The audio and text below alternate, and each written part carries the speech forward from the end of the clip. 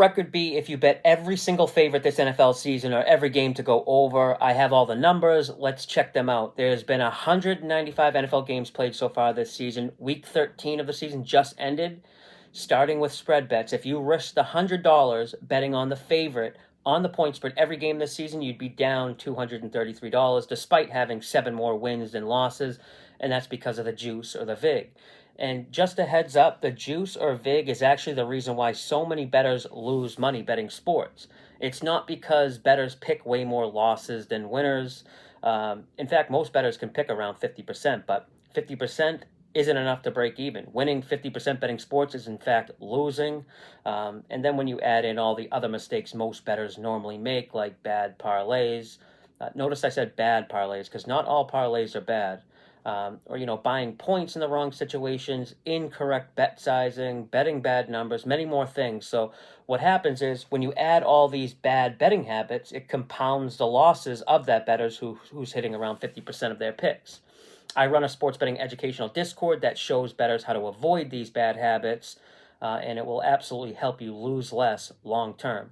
Now, let's forget about the point spread. What about just picking straight up winners? No spread or what's called the money line. If you bet the favorite this NFL season, straight up, no spread, on the money line, risking 100, you'd be up 750, which really isn't all that much for winning almost 70% of your bets and having a win-loss record of 137 wins and 59 losses. But keep in mind, when you risk 100 on a big favorite of, say, minus 300, when you lose 100, but when you win, you're only winning roughly 33, assuming it's a minus 300 favorite. Let's look at the over-unders. Overs have a slight edge, but not enough to overcome the house edge or the juice. Betting every over, risking 100, you'd have 9 more wins than losses, but be down a whopping $12.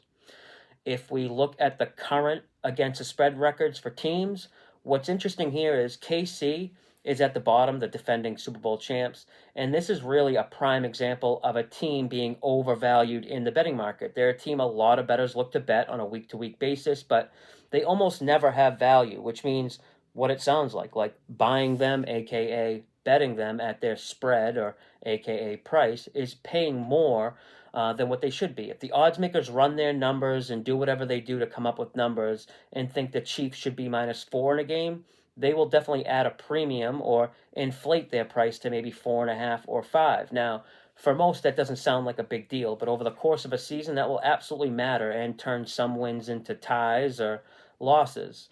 You have to be price sensitive in sports betting, and that could just mean simply not settling on a bad number. If you log into your sportsbook account, find the team you're looking to bet and see they're -3, and then somehow you get distracted and don't bet them for whatever reason, but you go back later when you remember, and now that same team is -4, the worst thought process is oh, well, it's only 1 point, and you just bet them anyway. What will happen a lot is that 1 point won't matter, but that's not the point. It's about establishing rules, being disciplined, because if you always say F it, it's only a half a point or it's only 1 point, those few times it does make a difference, could be the difference of you having a winning week, month, or quarter, or whatever. All right, this video went longer than I wanted, but I hate seeing people lose more than what they should when it's just such an easy thing to make a couple small changes that will actually give you a fighting chance to beat the book. So I'm going to stop here. If you watch to the end, thank you. And if you've ever gotten anything out of my videos or learned something and could give this video a like or a thumbs up or comment, I'd greatly appreciate it. Until next time, good luck with your bet.